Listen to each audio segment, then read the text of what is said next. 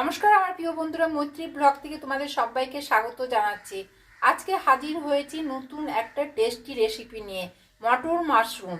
আমি কিভাবে মটর মাশরুম তৈরি করছি তোমরা নিশ্চয়ই ভিডিওটা প্রথম থেকে শেষ অবধি দেখবে। এছাড়া ভিডিওটা ভালো লাগলে নিশ্চয়ই তোমরা কমেন্ট বক্সে জানাবে, ভালো লাগলে লাইক শেয়ার সাবস্ক্রাইব করবে। এছাড়া পাশে যে বেল আইকন আছে সেটা প্রেস করে তোমরা আমার অন্যান্য রেসিপিগুলো পেয়ে যাবে।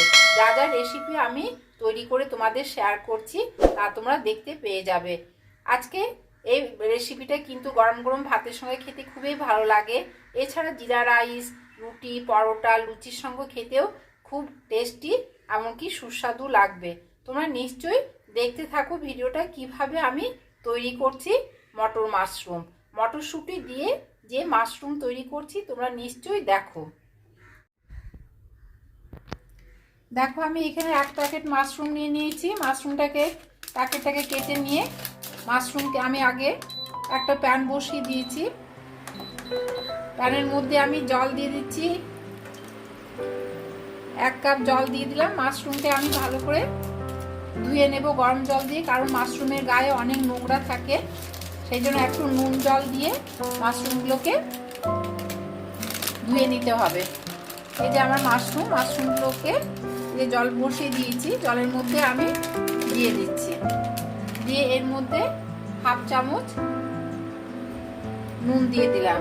নুন দিয়ে বেশ মাশরুমগুলো একটু জল দিয়ে গরম করে নিই, যাতে মাশরুমের গায়ে যে এই যে নোংরাগুলো আছে এগুলো পরিষ্কার হয়ে যাবে। ভালো করে আমি হাত দিয়ে পরিষ্কার করে নিচ্ছি। জলটা কিন্তু অল্প অল্প উষ্ণ উষ্ণ গরম জল হয়েছে।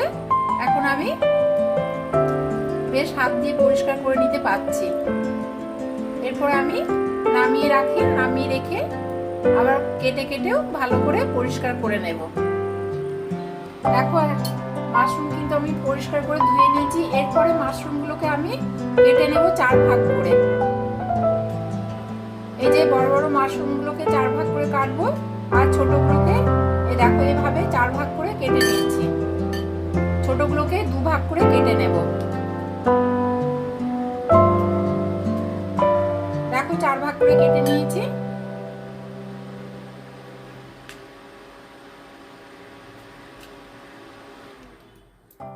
আর এই ছোট ছোটগুলো যেগুলো আছে সেগুলোকে 2 ভাগ করে কেটে নিলেই হবে।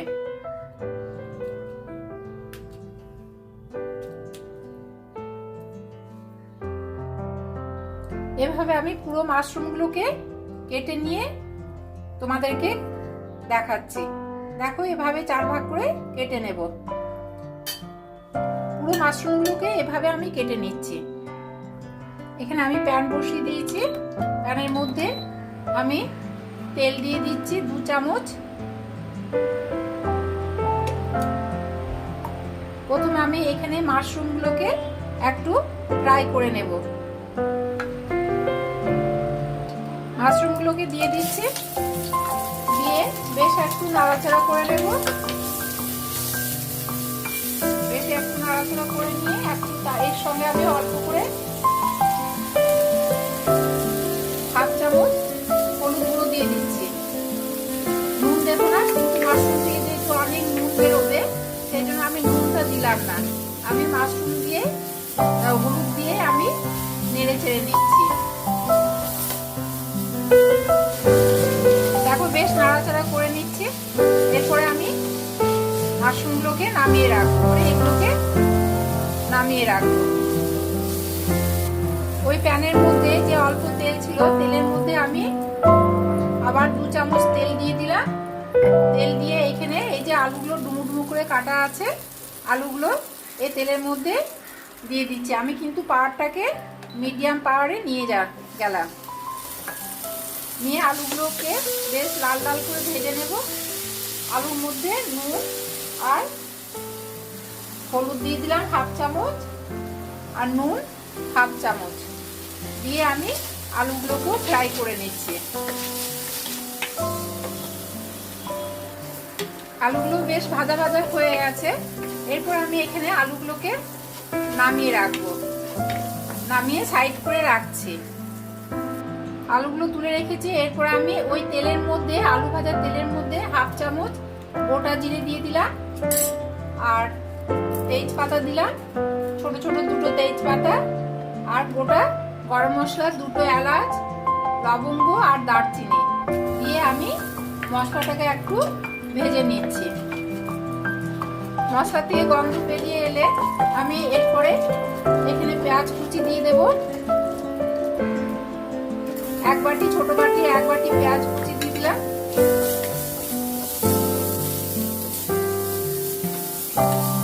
পেঁয়াজের মধ্যে অল্প করে নুন দিলাম। অল্প করে নুন দেওয়ার পরে যাতে পেঁয়াজটা একটু নরম হয়ে যায় সেই জন্য আমি নুনটা আগেই দিয়ে দিলাম পেঁয়াজের মধ্যে। পেঁয়াজটা একটু দেখো। এরপর আমি এখানে আদা 1 চামচ, রসুন 1 চামচ, রসুন পেস্ট দিয়ে আরেকটু ভালো করে নাড়াচাড়া করি।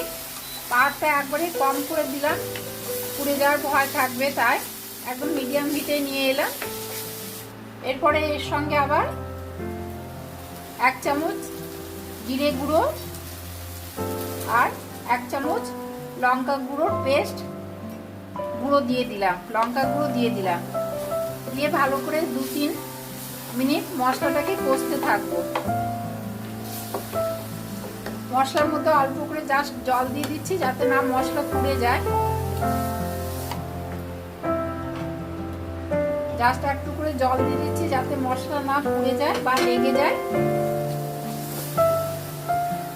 এর মধ্যে আবার 1/2 চামচ হলুদের গুঁড়ো দিয়ে দিচ্ছি, কারণ হলুদের গুঁড়ো আমি অল্প করে দিয়েছিলাম, আলুতেও অল্প দিয়েছি, এমনকি মাশরুমেও অল্প দিয়েছিলাম, সেই জন্য আবার 1/2 চামচ হলুদের গুঁড়ো দিয়ে দিলাম। দিয়ে ভালো করে মশলাটা আমি বেশ কষতে থাকবো।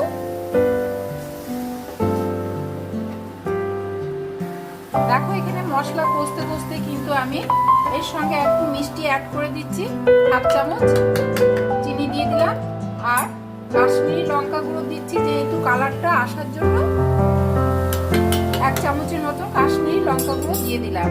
এটা খুব ভালো করে 2-3 সেকেন্ড একটু নাড়াচাড়া করে নিই। এরপরে আমি এই যে আলুগুলো ভেজে রেখেছিলাম, আলুগুলো এর সঙ্গে অ্যাড করে দিলাম।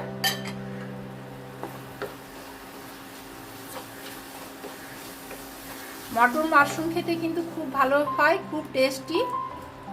গরম ভাতের সঙ্গে বা সাদা ভাত বা জিরা রাইস, রুটি, পরোটা, লুচির সঙ্গে খেতে খুবই। এই যে এখানে মটর 1 বাটির কম, বড় বাটির 1 বাটির কম রাখা আছে, এর সঙ্গে দিয়ে দিচ্ছি। এখনই মশলার সঙ্গে কষতে কষতে মটরগুলো বেশ সেদ্ধ হয়ে আসবে, সেই জন্য এখানে আমি মশলা কষতে কষতে মটরগুলো দিয়ে দিলাম। দিয়ে ভালো করে আবার কষতে থাকবো যাতে মটর বা আলুগুলো সেদ্ধ হয়ে যায়। হিটে রেখেছি, যেহেতু বেশি হিট দিলে পুড়ে যাওয়ার ভয় থাকবে, সেই জন্য আমি কম হিট করে রেখেছি। মশলা কষতে কষতে এর সঙ্গে আমি 2টো টমেটো কুচি দিয়ে দিলাম। বেশ এর সঙ্গে আবার মশলাটা কষতে কষতে টমেটোগুলো কষানো হয়ে যাবে, এমনকি গলেও যাবে। আবার 5 মিনিটের মতন আমি কষতে থাকি বা অল্প করে জাস্ট একটু ঢাকা দিয়ে রাখছি যাতে টমেটোগুলো সেদ্ধ হয়ে যায়। দেখো 5 মিনিট পরে ঢাকনা খুলে দেখি, বেশ নরম হয়ে গেছে, এমনকি মটরশুঁটিগুলো নরম হয়ে গেছে, সেদ্ধ হয়ে গেছে।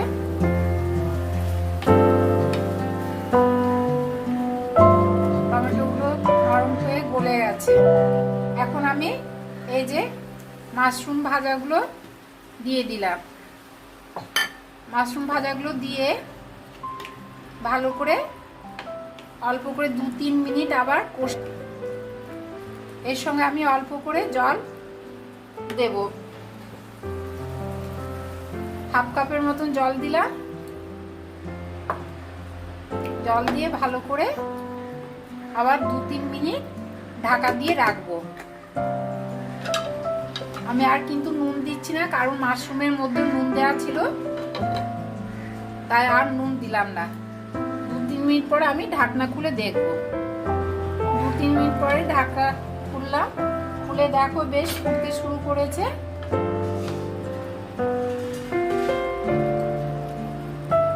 এরপরে আমি এখানে গুঁড়ো গরম মশলা 1/2 চামচ দিয়ে দিলাম, দিয়ে আবার ভালো করে নেড়ে চেড়ে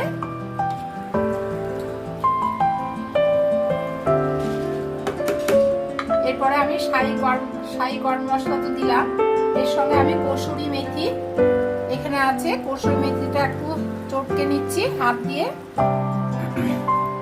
চটকে নিলে কি হয়, এর গন্ধটা বেশ ভালো আসে। এই জন্য হাত দিয়ে চটকে আমি ভালো করে কসুরি মেথিটা ছড়িয়ে দিলাম।